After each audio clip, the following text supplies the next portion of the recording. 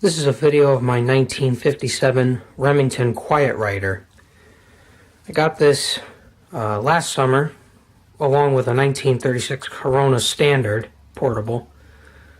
I'd been looking for one of these since I first started collecting around 2010, 2011. And when I found this one, I was surprised because I hadn't really ever seen one out in an antique store before, so when the price was right, I decided, let me go for it. And I bought both machines for a good price. It's in really nice shape. It might have a few marks on it here and there, but otherwise it works very well. The only issue I had when I got it was that... Lock the carriage. The only issue I had with it was under here, was the... This spool wasn't spooling the ribbon correctly. There's a mechanism down inside, it's hard to see, that pushes a cog as you press the keys and it rotates the ribbon so it winds up. This side wasn't working. I moved something back into place and then it started working. And the only other issue I have, and I leave the segment shift locked down when I have it stored because for some reason the shift keys get stiff. You have to push them hard before they work, but it only happens if it's been sitting. Otherwise it works fine. It's a really interesting machine how everything by this time period with my other videos, the margins are exposed. You have little indicators there in red. The Miracle tab decal there in really nice shape. You got your paper bail here. It comes forward or folds back. You've got your carriage release on either side. This is your paper release there. You've got down here your roller release. That's your, as I call, coarse adjustment, and this is your fine adjustment here.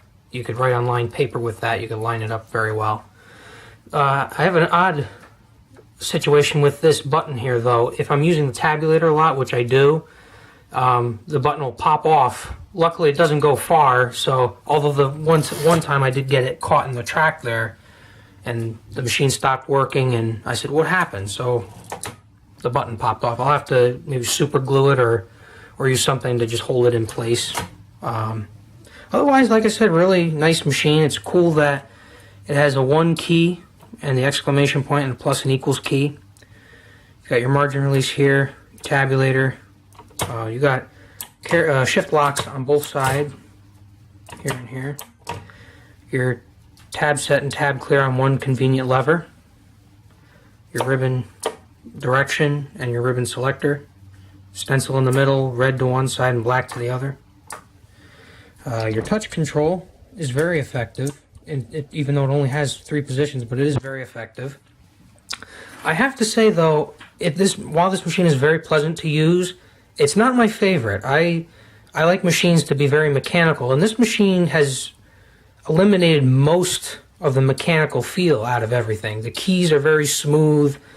The return lever and the carriage are very, very smooth, but it's very nice, but I miss the mechanical sense of a machine. That's why I don't use this one that often, but it is, when I do use it, it's very nice.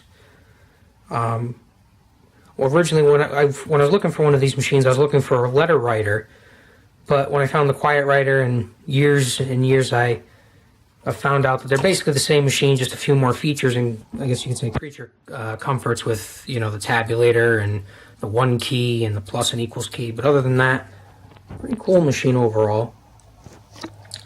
It's interesting, this machine, the inside of the case is blue velvet, or not blue velvet, blue vinyl.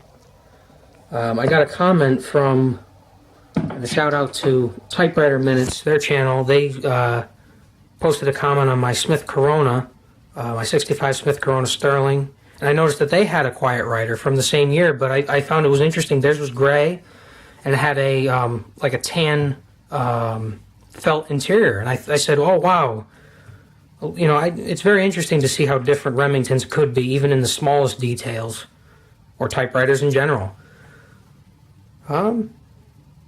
Let's do a quick typing test.